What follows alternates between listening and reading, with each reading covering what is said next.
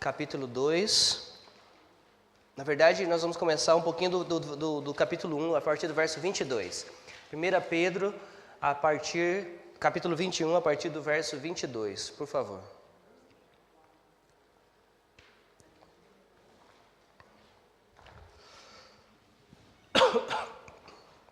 Primeira Pedro, a partir do capítulo 1, verso 22.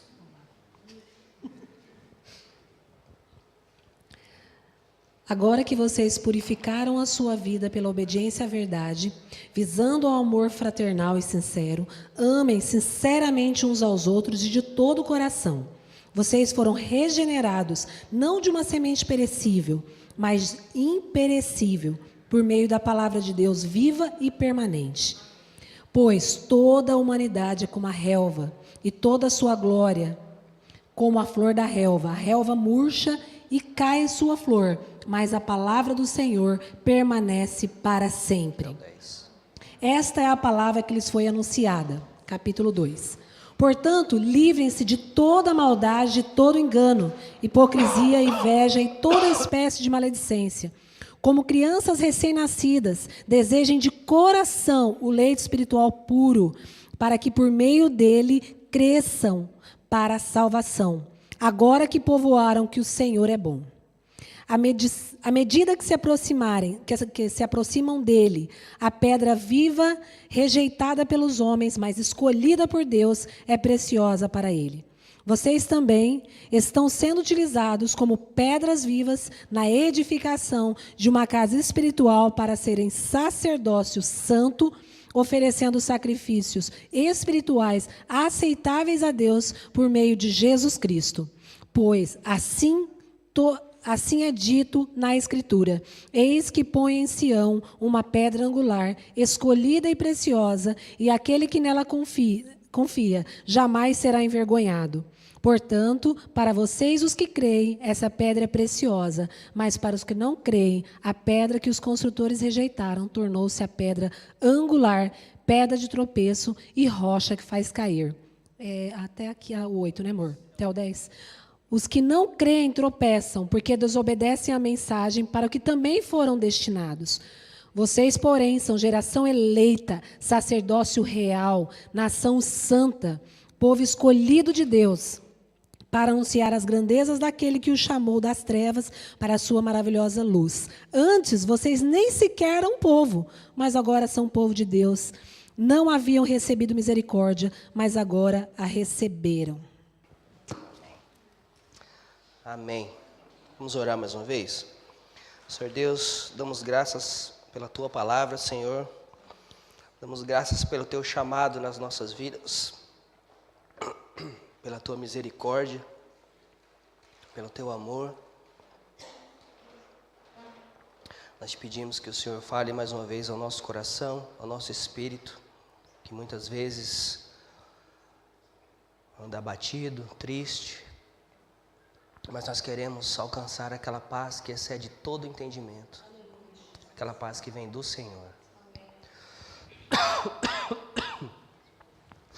Que o Senhor nos ajude, em nome de Jesus.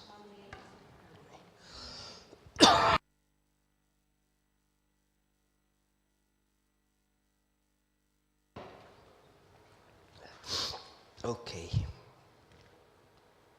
Senhor, tenha misericórdia. Dando continuidade, então, à nossa série, prosseguindo para o alvo. Semana passada eu comecei a falar com vocês sobre essa carta, sobre essa epístola de Pedro aos irmãos.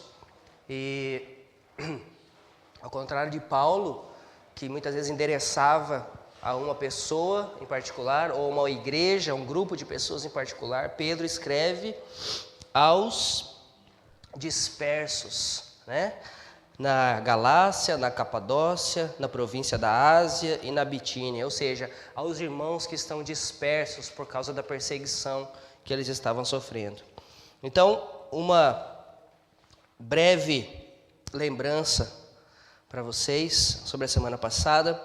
Eu intitulei essa série de mensagens de Prosseguindo para o Alvo, para que nós possamos estar com os nossos olhos fitos no Senhor Jesus. Amém? Nós falamos também que Pedro, ele começa essa carta fazendo questão de encorajar os irmãos a permanecerem firmes na fé do nosso Senhor Jesus Cristo. E também que ele lembra os irmãos que nós, como crentes no Senhor Jesus, somos chamados com um propósito especial. Nós temos um propósito especial como crentes no Senhor Jesus. O primeiro deles é adorá-lo, servi-lo, servir uns aos outros, proclamar a palavra dele, glorificar o nome dele aqui na terra. Não tem chamado mais excelente do que esse. Não existe chamado mais excelente do que esse. Mas Pedro também exortou os irmãos e nos exorta, no capítulo 1, verso 16, a sermos santos, porque aquele que nos chamou é santo. Vemos então agora a partir do verso 22 do capítulo 1 que nós acabamos de ler, que Pedro nos exorta a viver uma vida de santidade, e no verso 1 do capítulo 2, Pedro faz essa transição de, olha, vocês são santos, vocês são salvos, vocês são chamados, e aí ele começa aqui no capítulo 1, verso 22. Ele usa essa preposição, portanto, essa conjunção, desculpe, não é preposição, essa conjunção, portanto. Portanto, quer dizer, por consequência disso. Quer dizer, assim sendo, meus irmãos, vocês devem viver de maneira digna do Senhor. Então ele disse, vocês devem fazer assim, assim, assim, viver assim, assim, assim, viver em santidade, porque aqueles que o chamou é santo. E ele diz, portanto, livrem-se de... Então, por causa disso, por causa do chamado que vocês receberam, por causa da fé que vocês têm, livrem-se de toda maldade, de todo engano, hipocrisia, inveja e toda espécie de maledicência. Uau! Livrem-se de toda maldade e engano. Vamos começar por aqui. O que quer dizer a palavra livre-se? Joga fora. Deixa de lado toda maldade e maledicência. Vejam bem, maldade e maledicência ou engano, desculpa, maledicência é mais para frente um pouquinho, mas toda maldade e engano são incompatíveis com a vida do crente. Maldade e engano são incompatíveis com a vida do crente. Nós não podemos viver assim. Sabe aquela roupa que você estava usando? Você estava passeando e de repente você caiu num bueiro. Você caiu na fossa. E sua roupa se sujou das fezes que por ali passavam, de toda a sujeira, de toda a imundícia que por ali estava passando. E você chega em casa, você tira aquela roupa. Você nem lavar essa roupa você não vai mais, porque aquilo impregnou. Aquela imundícia impregnou na sua roupa. Você vai tomar 10 banhos no mesmo dia, se esfregar até arrancar sua pele, porque você quer que aquilo saia de você. É exatamente essa palavra que Pedro está usando aqui. Livre-se, jogue fora, tire aquilo de perto de você. Livre-se disso. Isso não mais faz parte da sua vida. Essa roupa suja que você tinha, de imundícia, de toda coisa ruim que poderia ter, ou que pode existir no mundo, você não usa mais essa roupa. Você tem vestes novas no Senhor Jesus Cristo. É isso que diz a palavra. Hoje você foi revestido pela justiça de Deus. Essa roupa suja de maldade, de engano, você precisa deixar, livrar-se dela. A palavra grega para a palavra engano é a palavra dolos, que significa exatamente o dolo. Você causa dolo a alguém. Você causa mal a alguém. Ok? Então, significa que essa pessoa que tem esse tipo de sentimento, essa pessoa é uma pessoa de espírito traiçoeiro. Essa pessoa é uma pessoa enganadora, que usa meios questionáveis para tirar vantagens em alguma coisa. Veja bem, fazer mal é uma coisa. Causar engano é também fazer mal, mas significa outra coisa. São duas coisas diferentes. William Barclay, ele diz em um dos seus comentários acerca dessas duas coisas, ele diz o seguinte, eu achei essas definições muito, muito proveitosas para colocar aqui para vocês. William Barclay diz que maldade é a atitude intencional de fazer o mal para o próximo. Ok, eu faço uma maldade para você porque eu quero fazer. Porque a minha atitude é intencional de te fazer mal. Então isso é maldade. Maldade é a atitude intencional de fazer o mal, enquanto que engano é a intenção de fazer o mal, mas de uma maneira sutil, expressando ou usando palavras e gestos. Estão vendo a diferença? A maldade você faz porque você quer fazer, mas quando eu quero fazer uma maldade de uma maneira mais sutil, de uma maneira mais disfarçada, eu uso o engano. Ou seja, eu estou maquiando a minha maldade para que ela não seja tão má assim, se é que vocês me entendem. Ok? E aí, Pedro continua dizendo também que nós precisamos nos livrar da hipocrisia. Ser hipócrita é sinônimo de ser fingido, é sinônimo de sermos falsos. Hipocrisia quer dizer falsidade, fingimento. É usar uma máscara de santo para que outros vejam nosso exterior, mas por dentro o nosso ser está como sepulcro caiado, como disse o Senhor Jesus aos fariseus, cheio de imundície. Isso é hipocrisia.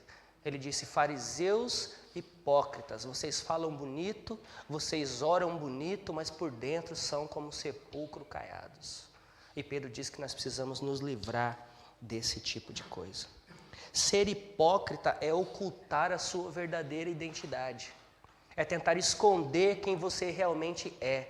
Você vive uma vida aqui fora, mas dentro de quatro paredes você realmente se revela quem você é. Isso é ser hipócrita. Pedro também diz que nós devemos nos livrar da inveja.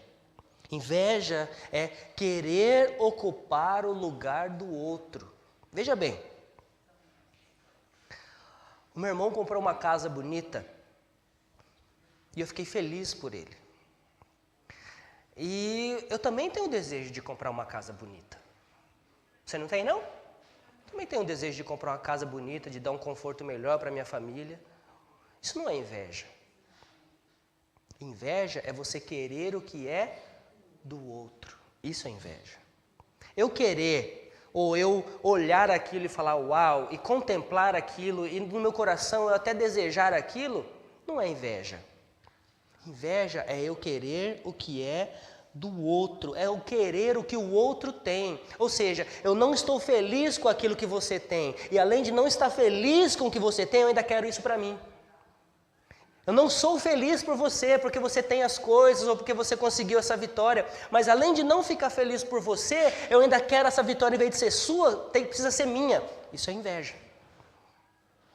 Não tem nada de errado eu dizer, Senhor, o Senhor abençoou a minha irmã, o Senhor abençoou o meu irmão, me abençoe também. Não tem nada errado disso, não tem nada errado nisso, irmãos. O problema é eu querer, eu desejar o mal, mesmo que inconscientemente, quando eu digo, olha, o Senhor te deu isso, mas eu não queria que Ele tivesse te dado, Ele teria que ser para mim. Isso se chama inveja. Isso se chama inveja. Houve inveja até mesmo entre os apóstolos. Marcos 10, no verso 35, conta que Tiago e João pediram lugar de destaque no reino do Senhor Jesus. Um à direita e outro à esquerda. Senhor, tem jeito? E a Bíblia diz, no verso 41, que os outros ficaram indignados com aquilo. Como assim? Então quer dizer que vocês são os queridinhos? E algumas versões usam a palavra inveja. Eles ficaram invejados com essa situação. Agora você imagine se o Senhor tivesse dito, ok, Haveria ali morte, ranger de dentes. Com certeza. Até entre os apóstolos houve isso. Inveja não pode ser confundido com querer algo, mas deve ser entendido que é querer algo que pertence ao próximo. Isso é inveja. Maledicência, falar mal. Falar mal. Não precisa nem falar muito nisso aqui, né? O pior é que a maledicência, se fosse, eu diria que se eu falasse mal de você na sua frente, eu diria que seria até um tanto feio da minha parte, porque eu estou falando mal de você na sua frente, mas seria menos feio do que eu falar mal pelas suas costas, porque pelo menos eu estou falando na sua frente. Estou te dando chance de se defender, caso eu esteja falando alguma coisa que você não é, ou que você não fez, você tem a chance de se defender. Agora, quando eu falo mal pelas suas costas, isso se chama maledicência. Veja bem, essa carta foi escrita há mais de 2000 anos atrás. Há mais de 2000 anos atrás. E ele continua dizendo, olha, livrem-se de toda maldade, de todo engano, de toda hipocrisia, inveja e toda espécie de maledicências. Isso não é uma coisa nova, não, na igreja. Lembre-se, Pedro está escrevendo para a igreja, ele está escrevendo para crentes. Se ele está escrevendo que é para você se livrar dessas coisas, então ele está afirmando que essas coisas ainda existem dentro da igreja. Mas ele está dizendo, livrem-se delas. Essas coisas não são compatíveis com aqueles que se dizem filhos do Senhor. Essas coisas não são compatíveis com aqueles que Pedro mais para frente um pouquinho vai dizer que são eleitos de Deus, sacerdócio santo. Não pode ser compatível com a nossa vida isso, porque senão nós estaremos sendo hipócritas, mentirosos. Não pode. Vamos agora aos versos 2 e 3.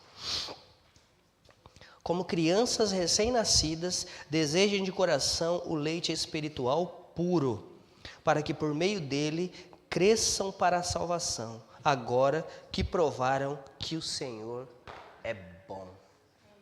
O Senhor é bom. O Senhor é bom. Crescimento espiritual, irmãos, acontece quando nós evitamos algumas coisas e procuramos outras. É exatamente o ponto de Pedro. Vocês podem até achar que o pastor está um tanto quanto repetitivo, né? Porque afinal de contas nós estamos falando de crescimento espiritual já tem mais de um ano. Pois é, mas se a igreja tivesse realmente nesse progresso tão rápido de crescimento espiritual, o pastor já tinha parado de pregar sobre isso. Já teria mudado o assunto, né? Só que a palavra do Senhor diz que nós crescemos de glória em glória, ou seja, nós não atingimos a maturidade perfeita ainda, e não vamos atingir aqui nessa terra, é só na glória. Lembra que eu falei semana passada? Só na glória. Então esse assunto é muito pertinente no nosso meio, porque nós estamos propícios a erros, nós estamos propícios a fraquejar muitas vezes, nós estamos propícios sim a errar muitas vezes, nós precisamos buscar esse crescimento todos os dias das nossas vidas. Como? Evitando algumas coisas que nos fazem tropeçar e buscando outras, evitando maledicência, evitando inveja, evitando maldade, evitando engano, evitando hipocrisia e buscando conhecer ao Senhor através das minhas orações e da palavra dele. É assim que nós fazemos. Evite umas coisas, busque outras. Evite aqueles amigos que talvez só te levam para o buraco, só te levam para a bebedeira, só te levam para a prostituição, para palavras torpes. E busque os amigos que oram com você, que oram por você, que te amam verdadeiramente e querem o seu bem e que fazem parte do corpo de Cristo. Evite algumas coisas e procure outras. Eu não estou dizendo que você não pode ter mais amizade mundana. Não é isso. O que eu estou dizendo é que você precisa ser luz aqui nessa amizade mundana. Que não pense em você que você vai convertê-los, porque você não vai fazer isso não. Pelo contrário, eles que vão te converter, ou te desconverter.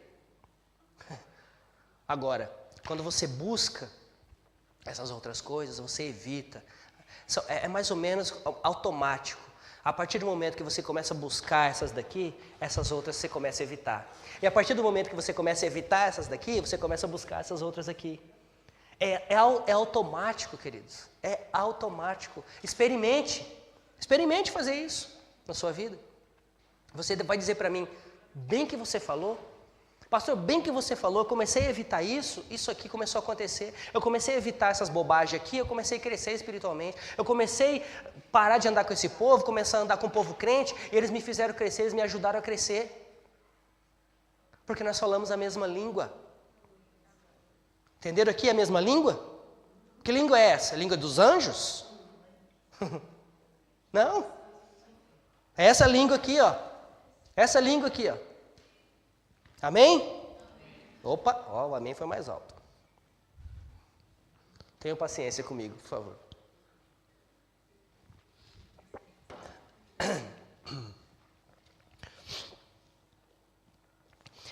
Pedro usa aqui uma metáfora dizendo que assim como crianças recém-nascidas desejem de coração o leite espiritual. Já viu uma criança recém-nascida? Quem é mãe aí? Você precisa pegar o seu peito e empurrar na cara do seu filho, da sua filha assim, para ele querer mamar? Não, ele procura. Ele acha, não é isso? Ele acha. Ele está à procura desse leite pelo cheiro, ou sei lá o que, uma coisa sobrenatural que só Deus para explicar. Essa conexão que existe entre a mãe, o leite materno e o recém-nascido. É uma conexão impressionante, extraordinária, que não dá para explicar. A criança sente o cheiro e vai atrás. Assim deve ser o crente com respeito à palavra do Senhor. Nós precisamos ir atrás, como criança recém-nascido, com fome do leite espiritual. É isso que Pedro está dizendo. Nós precisamos ter fome do crescimento espiritual. Buscando esse alimento na palavra do Senhor, nós precisamos ter fome da palavra de Deus. E ele diz ainda,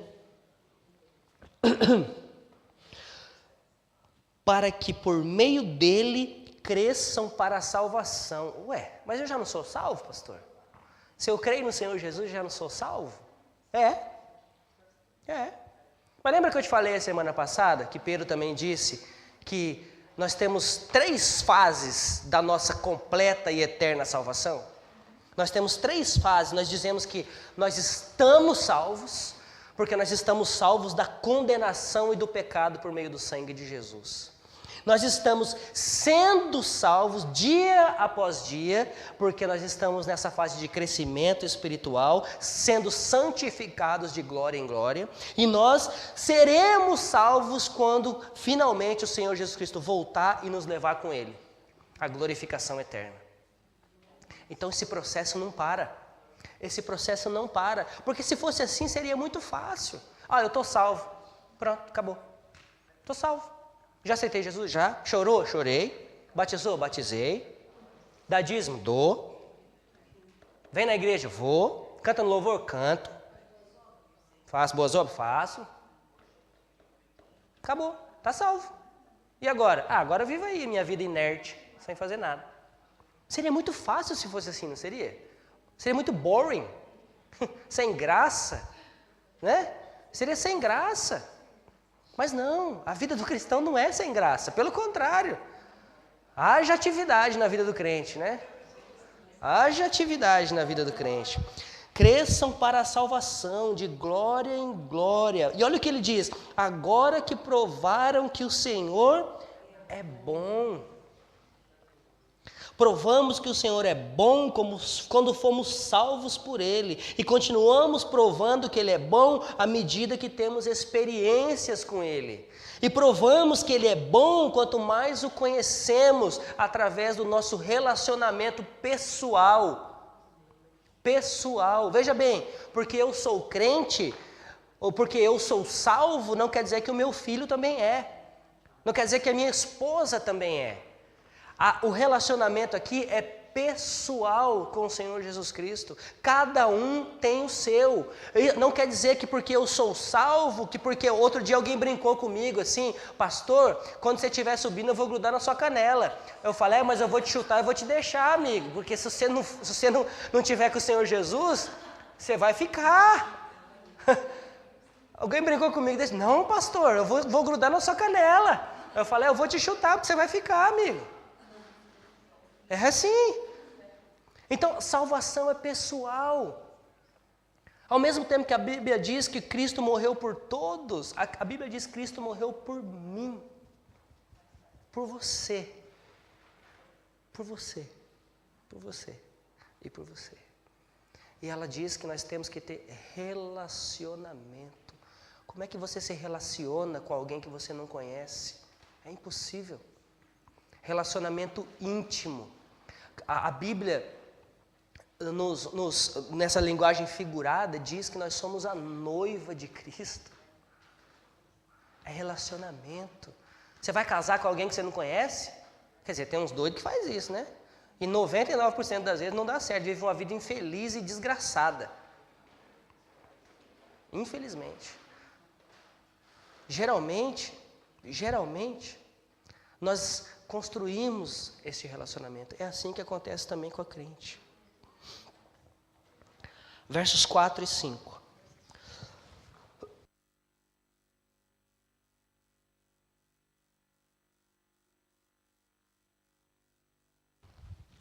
Acho que eu vou pregar só assim agora, não tem ninguém dormindo. Hã? Vocês estão prestando atenção na mensagem ou vocês estão preocupados se eu vou tossir? Versos 4 e 5. À medida que se aproximam dele, a pedra viva, rejeitada pelos homens, mas escolhida por Deus e preciosa para ele.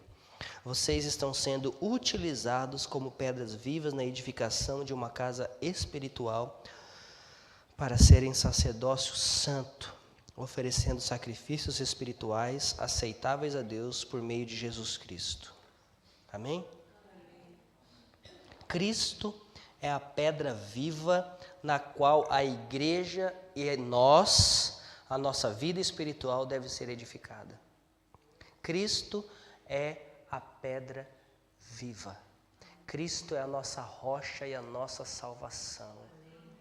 Ele é a pedra viva.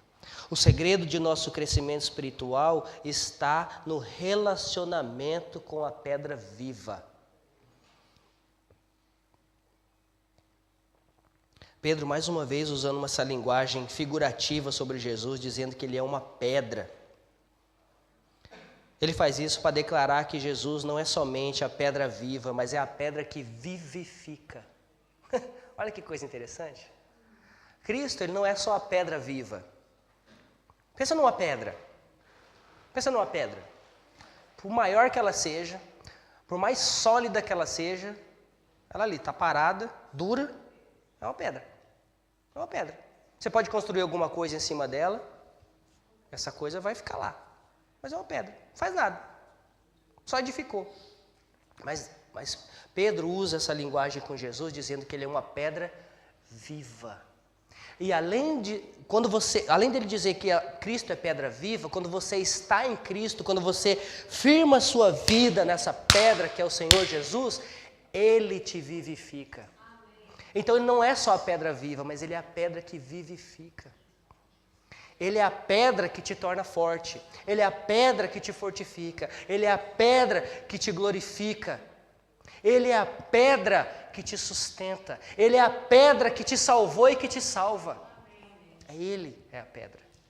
É nele que nós devemos... O que Pedro está dizendo? Que pelo fato dele ser a pedra, é nele que nós devemos colocar todo o nosso...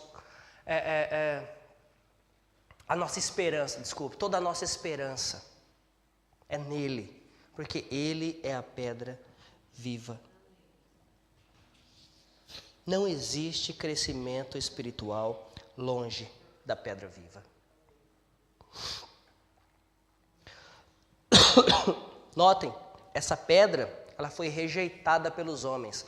Pedro aqui está fazendo uma insinuação do que aconteceu com a crucificação de Cristo. Porque os homens que ele está dizendo são os irmãos dele, os judeus, que rejeitaram a pedra viva, rejeitaram a Cristo.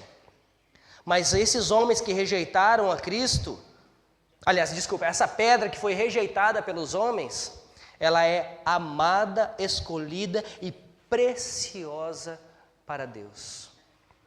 E também para nós. Amém? Completa ainda, dizemos que se temos fé no Senhor Jesus como pedras vivas, somos também utilizados na edificação da obra dele. É por isso que diz que a pedra viva nos vivifica.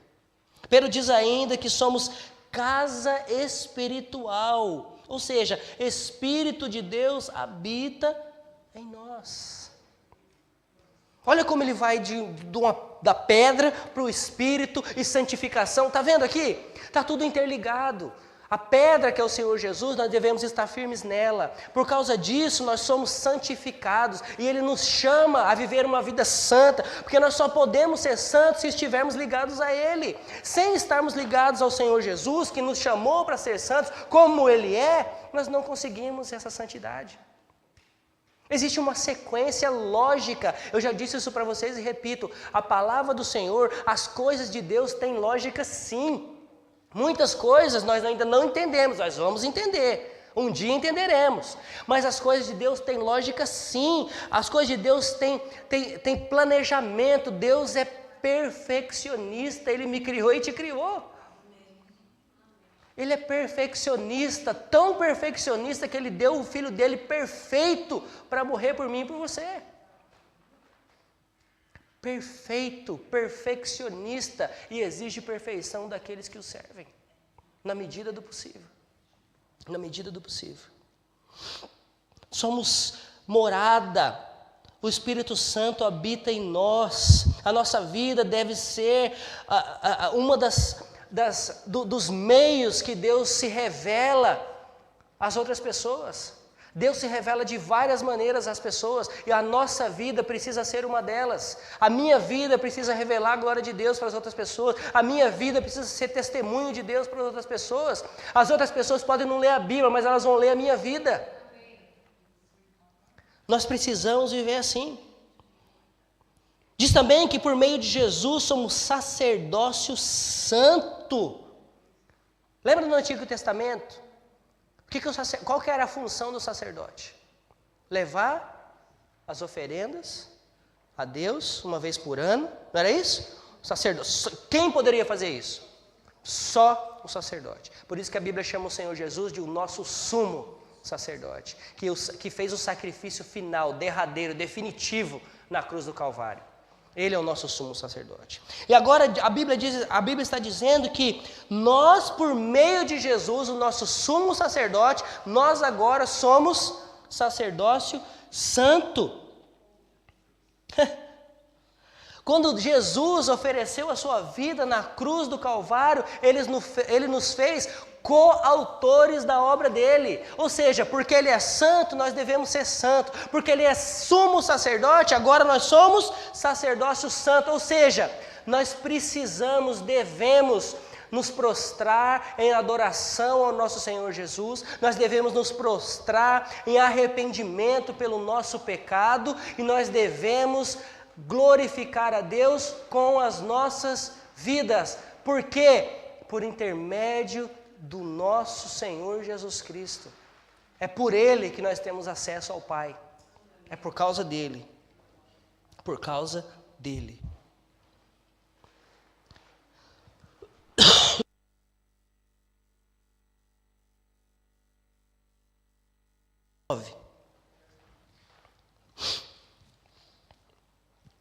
Vocês, porém, são geração eleita, sacerdócio real, nação santa, povo exclusivo de Deus, para anunciar as grandezas daquele que os chamou das trevas para a sua maravilhosa luz.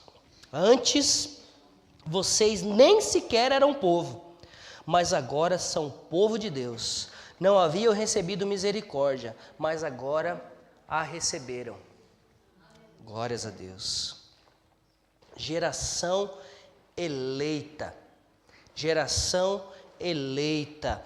Pedro está aqui usando a profecia de Isaías 43.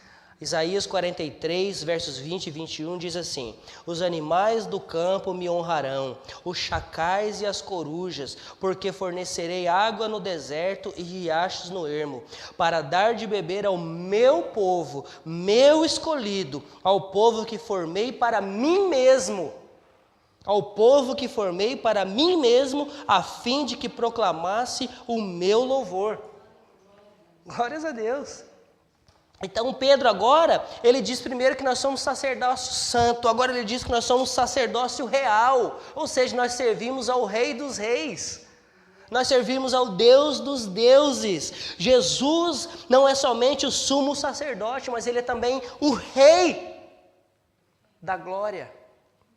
Jesus é o Rei da glória, e nós somos chamados para sermos sacerdócio real, nação santa. Nós somos uma nação separada para Deus. Já disse isso e vos relembro. Santo é aquele que foi separado, foi chamado pelo Senhor. Nós somos santos, uma nação separada para Deus, povo exclusivo de Deus, independente se eu sou britânico, brasileiro, africano, polonês, sei lá o que mais que você quiser colocar aí, português, independente disso, uma vez que estamos em Cristo, somos povo exclusivo dele, devemos viver para ele.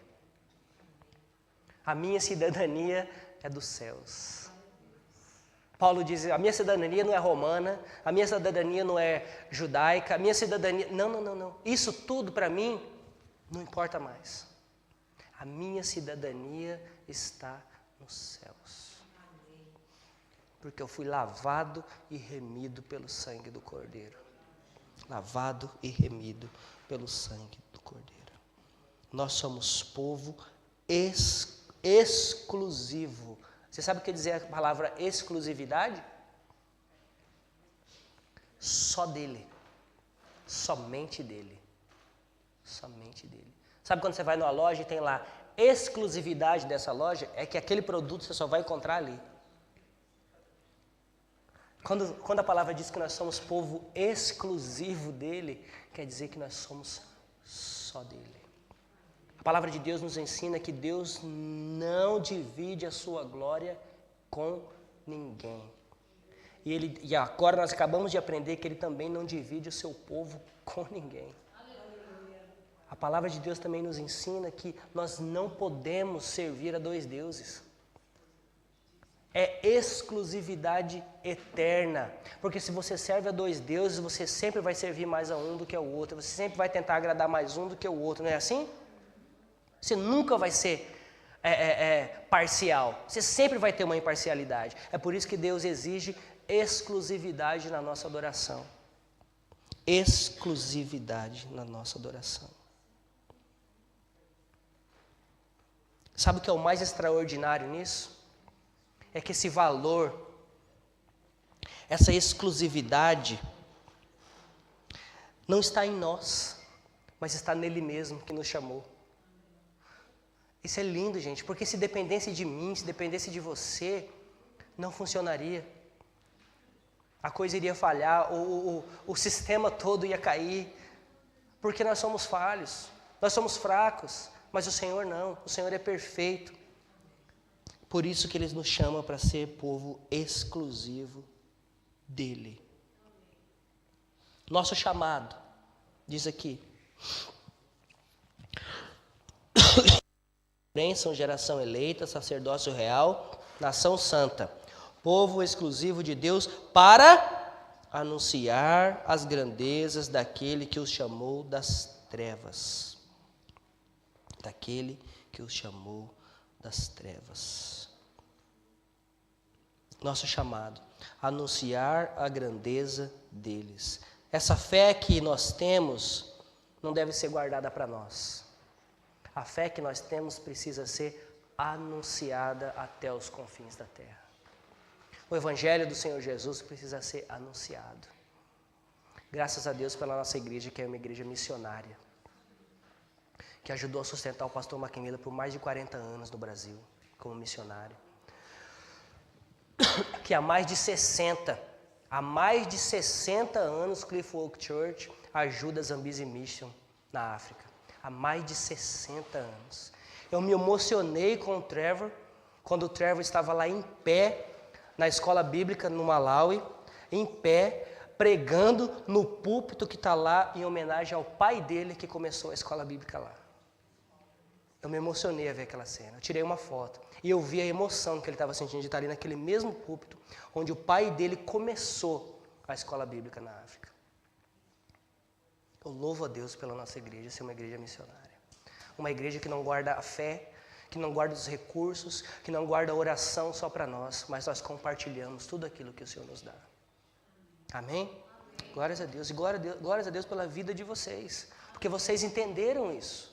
Vocês têm entendido isso. E nós precisamos entender essa parte aqui também. Nós somos chamados para anunciar as grandezas dele. Somos chamados para anunciar essa transformação de vida que nós temos por causa dele. Um dia miserável, pecador, escarnecedor, hoje justificado, livre do pecado, redimido, perdoado e salvo, para a honra e glória dele. Glórias a Deus por isso. Nós precisamos anunciar isso. Eu falei isso hoje com alguém, disse, olha, eu já passei por isso, eu já estive lá. Essa porcariada toda que você está me falando, eu já estive lá. Mas eu fui perdoado, justificado, por causa do sangue de Cristo. E nós precisamos anunciar isso. Verso 10. Antes vocês nem sequer eram povo, mas agora são povo de Deus. Não haviam recebido misericórdia, mas agora receberam. A motivação aqui agora é para exercer esse chamado. Primeiro ele nos lembrou do chamado e agora ele nos motiva. Tem alguém na porta. Primeiro ele nos lembra do chamado e agora ele nos motiva a exercer esse chamado. Exercer o chamado. E a motivação para isso é... nem éramos povo, mas agora somos chamados povo de Deus. Povo de Deus. Não havia misericórdia de Deus em nossas vidas, mas através de Cristo nós a recebemos. Amém? Quer maior motivação do que essa? Você precisa ser motivado para vir para a igreja? Precisa ter churrasco, festa, pastel, doce, palhaço pulando, piada. Precisa de mais motivação para vir para a igreja? Quer maior motivação do que essa? Você é salvo, redimido pelo sangue do Cordeiro. Você é chamado para expressar a glória dele. Quer maior motivação do que essa? Você é chamado sacerdócio santo, sacerdócio real. O Espírito Santo habita em você. Quer mais motivação do que isso? Não pode haver. Se existir maior motivação que isso, a sua motivação está centrada no lugar errado. Não pode haver maior motivação que isso.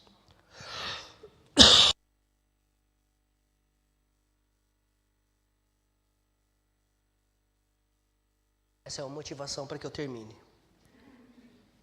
Já estou terminando. Nosso chamado não é para viver uma vida inerte, parada, sem fazer nada, sem se importar com nada, nem mesmo com os nossos pecados, quanto mais com aquele que sofre ao nosso lado. O nosso chamado não é para isso. Nosso chamado não é para ficar estacionado. Nosso chamado é para ir e pregar. Ide e pregai. Ide e pregai. Ide e pregai. Pastor, mas eu não tenho chamado para ser missionário. A Bíblia não diz, seja um missionário, vai e prega. A palavra diz, ide e pregai o evangelho. Pastor, mas eu não tenho chamado para ser pastor. A palavra também não diz, se torne um pastor e vai e pregue. Não, a palavra diz, ide e pregai. Onde? Confins da terra. Todos os lugares. Isso quer dizer que onde quer que você esteja, você precisa pregar do Senhor Jesus Cristo, pregar sobre a glória de Deus. Falando, nem sempre. Vivendo, Com certeza sempre. Com certeza sempre. Quantos testemunhos você já ouviu aqui de pessoas vindo aqui na frente dizer assim, olha, não é que eu disse, não é que eu falei, mas as pessoas falaram, olha, tem algo diferente aqui nessa pessoa. Que diferença que é essa? Qual a diferença que nós temos feito no meio que nós temos vivido? Qual a diferença tem sido? Como Paulo diz aos Romanos, no capítulo 12, verso 2, precisamos ter mentes transformadas para que possamos experimentar a boa, agradável e perfeita vontade do Senhor. Mentes transformadas, não moldadas ao mundo. 1 Coríntios 5,17 diz também que se alguém está em Cristo, é nova criação. As coisas antigas já passaram, eis que surgiram coisas novas. Você está em Cristo, você é nova criação. As coisas velhas estão no passado. No passado. Passado tem que ficar no passado. As coisas que você fazia, o que você era, ficou no passado, porque hoje em Cristo você é nova criação. Você nasceu de novo para Cristo. Conversão é isso, é você nascer de novo. Lembra quando Nicodemos perguntou, Senhor, mas como é esse negócio de nascer de novo? Eu vou ter que entrar de novo dentro do ventre da minha mãe? Não, você tem que nascer do Espírito. Você precisa nascer do Espírito, isso é nascer de novo. Isso é conversão genuína e verdadeira e que glorifica o nome do Senhor Jesus. Somos chamados para viver uma vida de santidade. Somos chamados para compartilhar as boas novas. O que temos feito das nossas vidas, afinal? O que nós temos feito das nossas vidas, afinal? O que nós temos feito das nossas vidas?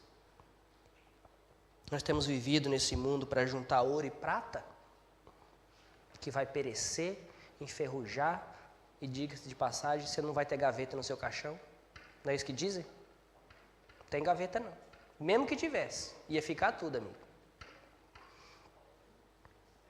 Não é por causa de ouro e prata.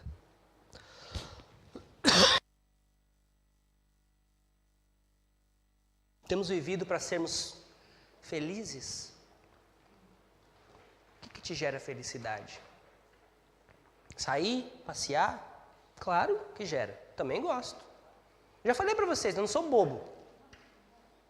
Posso ter cara de bobo, talvez, mas de bobo eu não sou nada. Também gosto dessas coisas. E te digo mais, não tem problema nenhum. Se tem uma das coisas que eu mais gosto de fazer, vocês sabem disso, é catar minha nega, pegar na mãozinha dela e falar, vamos passear, nega. Vamos passear, nega. Com meus amigos. Você acha que eu não gosto de passar tempo com meus amigos? Claro que eu gosto. Não é nesse sentido que eu estou dizendo.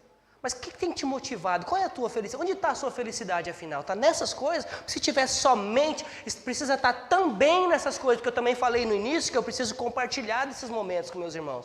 Agora, se estiver somente nessas coisas, não vai dar certo, porque o dia que o irmão pisar no meu calo, aí eu não estou mais feliz. Aí eu vou ser um infeliz, bancando feliz. Minha felicidade não pode estar nisso. Minha felicidade precisa estar firmada na rocha, na pedra. Pedra viva.